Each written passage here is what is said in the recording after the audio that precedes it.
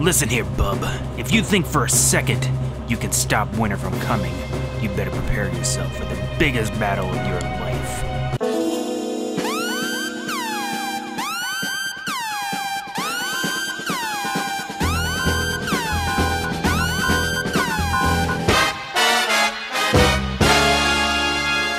Whoa, battle? Did I say battle? I meant craddle. I don't know what I'm talking about. I'm just talking on my ass right now. Anyway, I'll just come back when you don't want to kill me. All right, see ya, bye.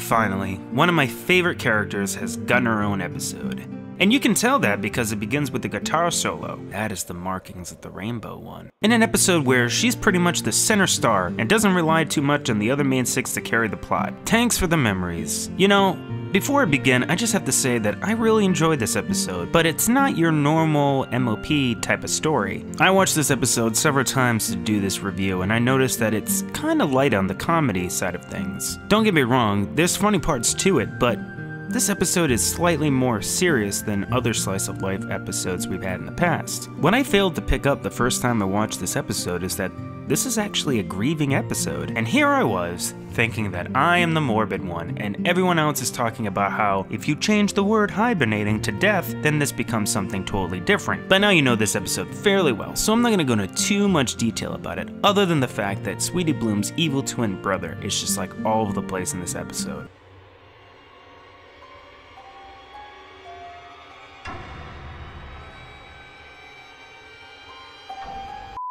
So Cloudsdale rolls up onto Ponyville, and we finally get to see how seasons work, and we also get some continuity for prior episodes. And while this answers some questions for a lot of people, this also brought up some questions for myself, such as, does every city have a different seasonal cycle? So like, in Ponyville, it's winter, but is it like summer in Manhattan? And also, Cloudsdale can move?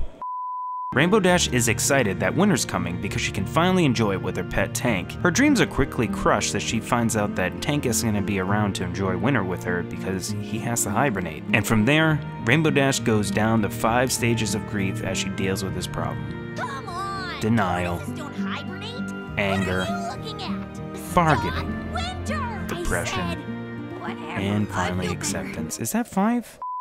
Even though that there are many parts to this episode that are heavy on the emotional and even mental side of things, what comedy we get is actually pretty good. Personally, I like the Abbott and Costello reference, mainly because the voice acting was so dang cute. Even Rainbow Dash destroying the Winter Factory reminded me a lot of something that would have happened to Roger Rabbit. And then there was the joke that rocked the brony boat, if you will.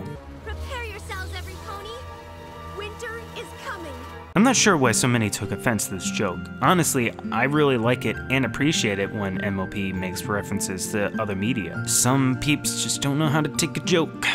Tactical nuke ready for launch. Ah, thank you, Minion. BRB, folks. Tactical nuke incoming!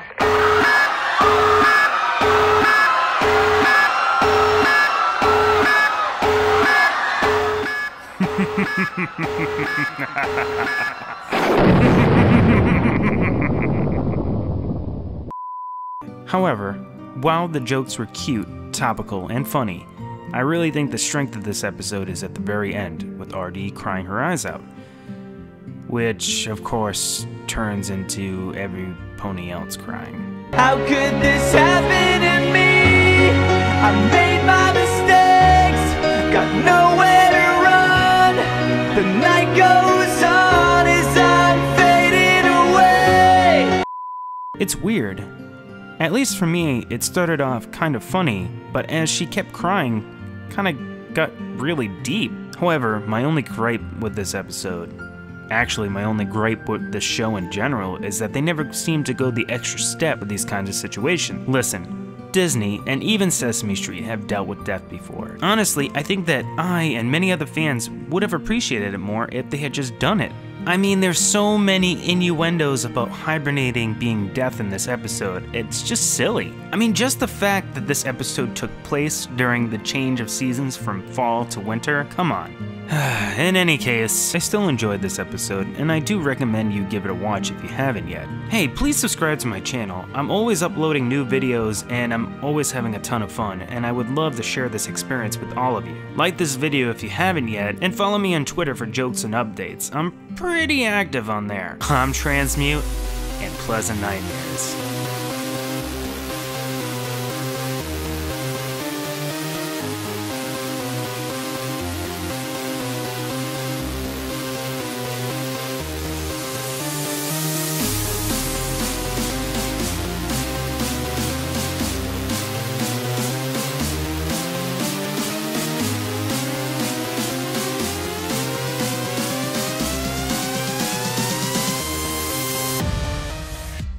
Hey, I got something really important to go over with you guys before you leave. As you know, BronyCon is quickly approaching, and that means it's time to help those trying to attend get there.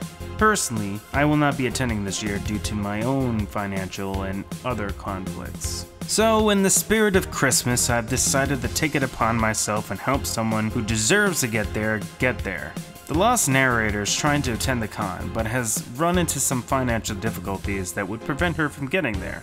Now, if you don't know who the Lost Narrator is, you need to check out her YouTube page. She's a really awesome voice actress who's, I'm not even joking about this, probably does the best Rainbow Dash voice I've heard. Anyway, she's made a video about her plight on her channel, and I'll link it below in the description. Pretty much she's offering to make ringtones and do commissions to help pay for a way to get to BronyCon. Some really cool stuff, guys. But in any case, if you want to buy a ringtone or commission her to do some VA stuff, I'm sure she would really appreciate it. So go show Lost some love and throw some bits at her, why not?